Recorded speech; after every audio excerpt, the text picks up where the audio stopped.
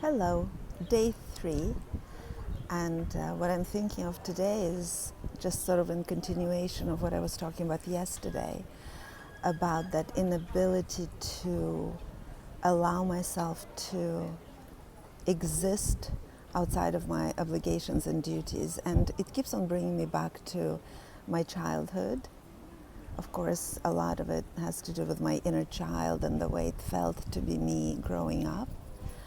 And what's particularly confusing is if I speak to my parents, and I've attempted on several occasions to speak to my parents about my experience as a child, they get aggressive, they get angry, they get offended because they feel that they were loving parents and they felt that they loved us and they felt that they did all that they were supposed to do.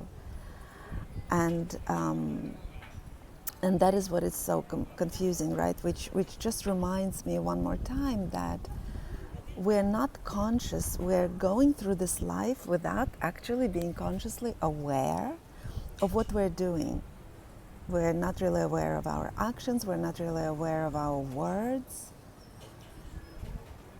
They get very, very angry when I tell them that that I didn't feel safe to be me, for example, that I couldn't express myself securely, that they constantly criticized and judged me, because their reality is shaped by how their childhood was, and I'm sure they were just repeating that. And that's how I started with my children. And if I didn't wake up, through a series of crises in my life, I would have never known that I'm doing something wrong either. Because to me, obviously, I adore my children, right? That's never a question. But it's, what I'm interested in exploring is, what do we think love is? What do we think good parenting is? What do we think happiness is? That's what I'm really, really interested in exploring. And to come back to the theme I was exploring yesterday, which is, why couldn't I allow myself, for example, to have a beautiful and relaxing day while my daughter was going through something that was stressful, that I imagined was stressful for her? And it has to do with this sense of deserving. And I know I've read that before when I was going through my awakening, and that sense of deserving is actually quite difficult to understand, because intellectually, of course I'm deserving, right? Why not? Of course I'm deserving. And yet when it comes down to it, to the actual practical application, there is something about that experience of being me where I relegate my needs to the back burner. And I really, really believe, and more evidence in my own work of growing and changing and awakening to the real reality of my life has been about, what does it mean to be me, and what does it mean to be safe to be me, and what does it mean to feel deserving of having my needs answered. What is interesting is that what I've been exploring is that anytime I'm stressed, I stop eating. I know a lot of people actually start eating when they're stressed. For me, it's the other way. And one of my coaches actually kind of mirrored to me the fact that that's denying a basic need. That's me denying myself a basic need, right? We all need nurturance. Food, for example, also gives energy. So when I deny myself food, it's not even conscious. It's just such a habitual way for me to respond to stress. And I remember that as a child, I was a very bad eater, and my mother, was always stressed out about it, and there was a lot of conversation about it. But what one of my coaches, kind of mirrored back to me is that that's just me completely disconnecting from my basic needs. So my experience of me as a child was to disappear completely and to just be there to nurture others, to be what they needed me to be. So all these years later, this weekend, while my child was traveling, I couldn't attend to myself, barely, really the bare minimum. I felt that I needed to be there and to like sustain her. I felt that, like every time I would catch myself, it was like I was channeling all of my energy, all of my protective energy to her, taking it away from myself completely. So,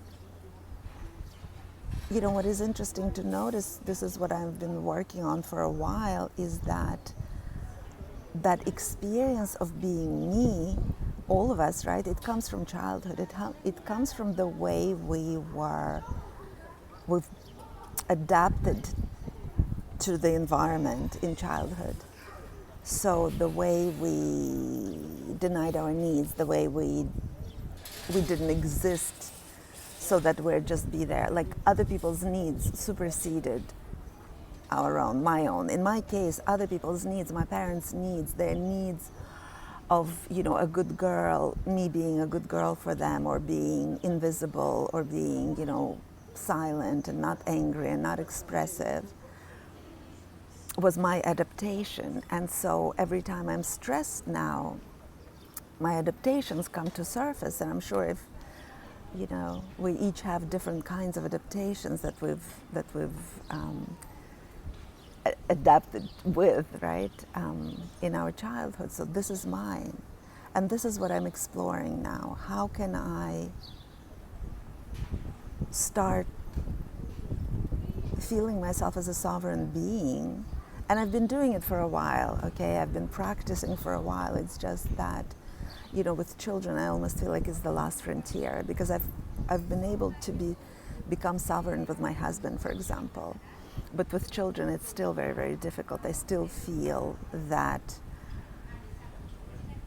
there's something that I owe them, there's something that I still need to be for them, although they're grown-ups now. And a lot of it is conditioning, of course, but also the habitual way of being me by just denying my needs and making their needs more important. And I mean, with children, it's a really difficult subject, and I will be speaking much more about it. And in moments like these, I always think of Khalil Gibran's poem, "Your children are not your children." It's so difficult for me to return to that phrase, that my children are not my children, and that they're the souls who came to me. I'm just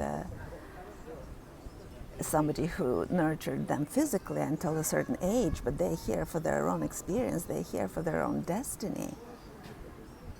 And how can I allow them to have their own experience, the good, the bad, and the ugly, all of it, right? So they can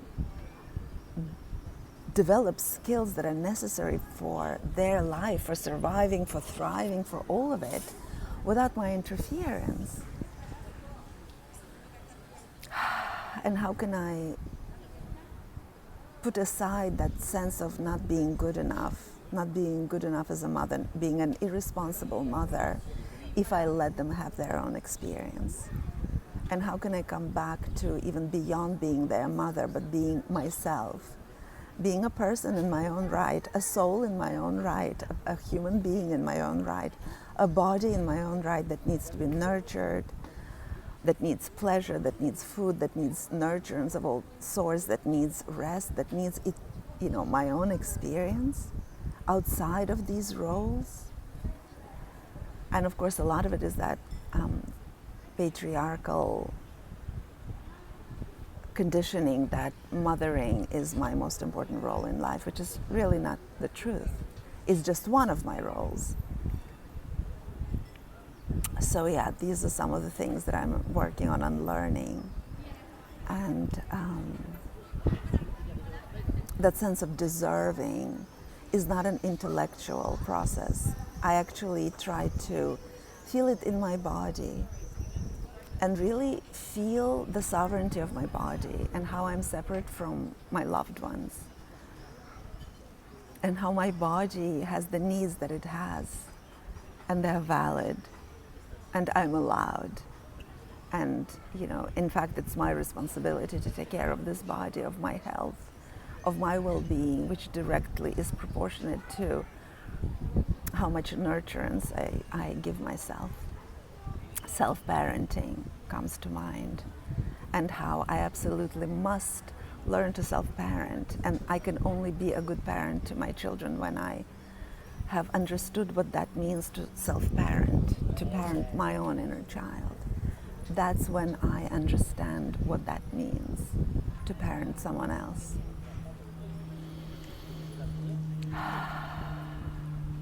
So, day 3. See you tomorrow.